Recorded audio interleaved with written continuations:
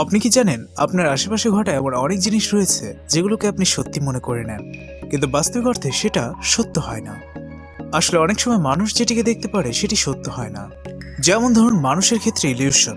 মানুষ ইলিউশনকে সত্যি ভাবে, কিন্তু সত্যিকার অর্থে সেটি সত্য হয় না, সেটি ভিন্ন কিছুই হয়। তাই আজকে আমার এই ভিডিওতে আমি আপনাকে আপনার জীবন সম্পর্কিত এমনই কিছু তথ্য বলবো যেগুলোকে হয়তোবা আপনি সত্য মনে করে নেন। যেমনটা আমার মনে হতো যে এটি একটি আইসক্রিম, যেমন ফুটপাতের একজন লোক তার হাতের মাধ্যমে ইট উঠাচ্ছেন, কিন্তু আমি সম্পূর্ণই ভুল ছিলাম। আপনার বিশ্বাস হচ্ছে না, তাই না? তাই আজকে আমি আপনাদেরকে এমন কিছু ইলিউশন সম্পর্কে বলবো যেটিকে জেনে আপনি পুরোপুরি আশ্চর্যিত হবেন। স্বাগতম আপনাদেরকে জিনিয়াসের একটি নতুন এপিসোডে। তো চলুন কথা না বাড়িয়ে শুরু করা যাক। কিন্তু তার পূর্বে আমাদের চ্যানেল জিনিয়াসকে অবশ্যই সাবস্ক্রাইব করুন এবং পরবর্তী কোনো ভিডিও মিস না করতে চাইলে পাশে থাকা বেল বাটনটিতে প্রেস করে দিতে ভুলবেন না। ওয়েট, আপনার কি মনে হয় মুভিতে সুপারম্যানের এই ক্যাপটি কি করে ওড়ে, অথবা এই মডেলের চুল কি করে উঠছে? একটু ভেবে দেখুন, এতে ভাবার কি বিষয় রয়েছে? অবশ্যই ফ্যানের মাধ্যমে?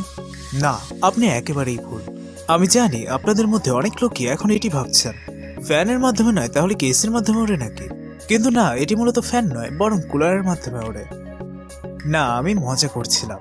সত্যিকার অর্থে সুপারম্যান গ্রিন স্ক্রিনের সামনে ফ্লাইং পোজে দড়ির সাথে ঝুলানো থাকেন। তখন কিছু মানুষ গ্রিন রঙের কাপড় পরে তার ক্যাপগুলোকে উড়াতে থাকে, যেটিকে পরবর্তীতে গ্রিন স্ক্রিন সরিয়ে তার জায়গায় অন্য কোনো ব্যাকগ্রাউন্ড লাগিয়ে দেওয়া হয়, যার মধ্যে সেই সবুজ রঙের লোকগুলো উধাও হয়ে যায়। এমনই আপনি শ্যাম্পু অথবা অয়েল অ্যাডে হয়তোবা দেখেইছেন, যেটিতে মডেলসের চুলগুলো উড়তে থাকে। সেখানেও কোনো একজন ব্যক্তি গ্রিন কালারের কাপড় পরে দাঁড়িয়ে থাকেন। কিন্তু বন্ধুরা, এর পরিবর্তে ফ্যানের ব্যবহার করা যেতে পারে, কিন্তু ফ্যানের ওপর কন্ট্রোল করা একটু কঠিন হয়ে দাঁড়ায়। আরে ভাই, চুল তো যে কোনোভাবেই ওড়ানো সম্ভব, তাই না? এজন্য এর মধ্যে গ্রিন নিনজার ব্যবহার করা হয়। ঠিক এমনই সুপারম্যানের পেছনে থাকা পর্দার ক্ষেত্রেও হয়, কারণ এই পর্দাটা একটু ভারী হয়, এজন্য এটিকে এই টেকনিকে ওড়াতে হয়।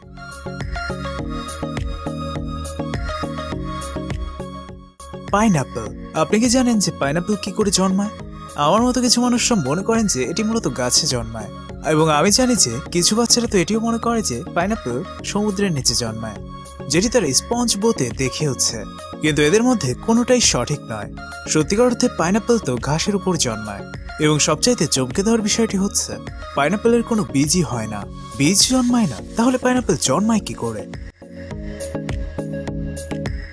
যদি পুনরায় আপনি পাইনঅ্যাপলের চাষ করতে চান, তাহলে আপনাকে তার বুশেসগুলোকে মাটিতে গর্ত করে পুঁতে দিতে হবে, এবং তারপর সেটিকে চাষ করে খেয়ে নিন।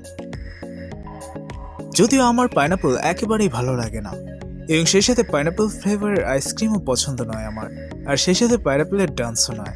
আর ভালো লাগে না পাইনঅ্যাপল ফ্লেভারের কর্নফ্লেক্স। কর্নফ্লেক্স থেকে মনে পড়লো, আপনি কি জানেন বড় বড় কোম্পানিজ যারা তাদের সিরিয়ালসকে বিক্রি করার জন্য, মানে সেগুলো যেগুলো আপনি সকালবেলা খান, কর্নফ্লেক্স, সেগুলোকে বিক্রি করার জন্য সেগুলোর প্যাকেজিং করে, তারা সেগুলোর ছবি তোলার জন্য কি কি পদ্ধতি অ্যাপ্লাই করে। আরে ভাই, সত্যিকার অর্থে আপনি এটি দেখে একেবারে আশ্চর্যিত হবেন। আপনি চকোজের প্যাকেট তো দেখেইছেন, সেই ছবিতে যে দুধ থাকে, আমার বলার মানে হচ্ছে যেটিকে দুধের মতো লাগে আর কি, সেটি মূলত দুধই না। আসলে সেগুলো মূলত গ্লু হয়, যেমন ধরে নিন ফেভিকল। অ্যাডভার্টাইজার্স এবং ফটোগ্রাফার্স সেটিতে দুধের ব্যবহার এজন্যই করে না, কারণ দুধ অনেক বেশি পাতলা হয়, এবং তার ভিতরে কর্নফ্লেক্স দুধকে শুষে নিয়ে নিচে চলে যায়। এজন্যই তারা এই পদ্ধতি বের করলো। এতে দুধ অনেক বেশি ঘন দেখাবে এবং কর্নফ্লেক্স নিচেও যাবে না। কি অদ্ভুত আইডিয়া, তাই না?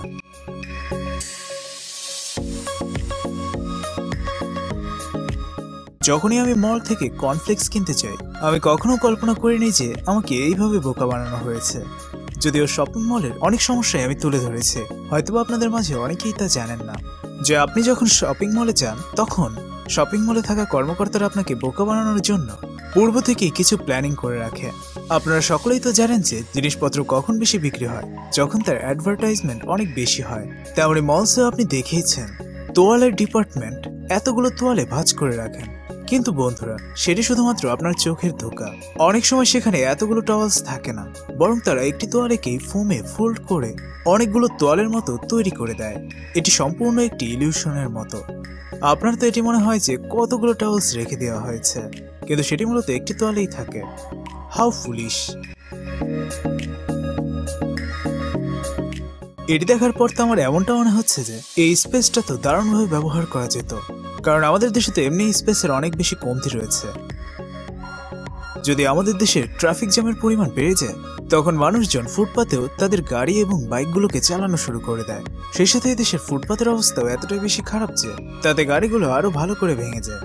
বন্ধুরা, আমি তো আপনাদেরকে শুরুতেই বলেছিলাম যে ফুটপাতের যে ইটগুলো রয়েছে, মানুষজন সেগুলো তাদের হাতের মাধ্যমে উঠিয়ে তারপর লাগায়, এবং আপনাদের মধ্যে অনেকের হয়তো বা এটাই মনে হয়, কিন্তু মূলত এমন কিছুই ঘটে না। আপনি এই মানুষদেরকে একটু দেখে নিন কিভাবে মানুষজনদেরকে বোকা বানাচ্ছে। যদিও এমন অনেক কোম্পানি রয়েছে যারা এমনটি করে, তারা শুধু উডেন ক্লক প্যাটার্নের উপর কনক্রিট ঢালে, এবং এমনটি করা একটি একটি ইট লাগানোর চেয়ে অনেক বেশি সহজ।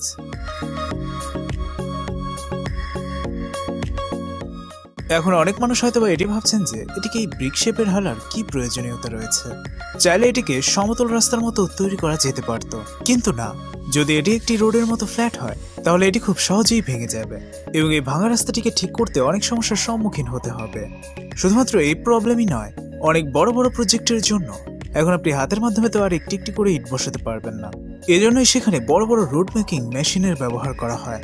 আপনাকে শুধু ইটগুলো তার উপরে ঢালতে হয়, এবং সকল কাজ মেশিনটি নিজেই করে দেয়।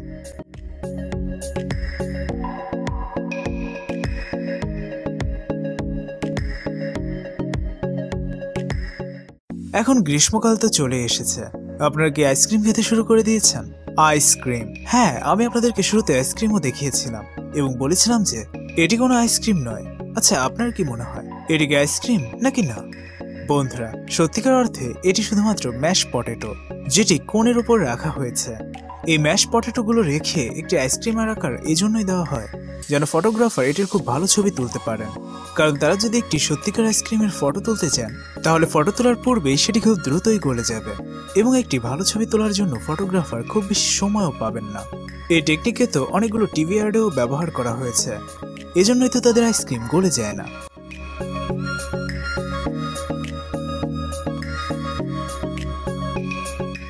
তো বন্ধুরা, এটি ছিল কিছু এমন বিষয় যেটি আমার মনে হচ্ছিল যে আপনাদের সকলের জানা উচিত।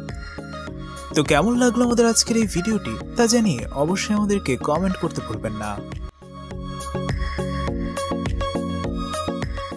ভিডিওটি ভালো লাগলে অবশ্যই লাইক করুন এবং আপনার বন্ধুদের কাছে শেয়ার করুন, এবং এমনই মজাদার এবং অদ্ভুত রহস্যের এবং অজানা ভিডিও পেতে আমাদের চ্যানেল জিনিয়াসকে অবশ্যই সাবস্ক্রাইব করতে ভুলবেন না। ধন্যবাদ।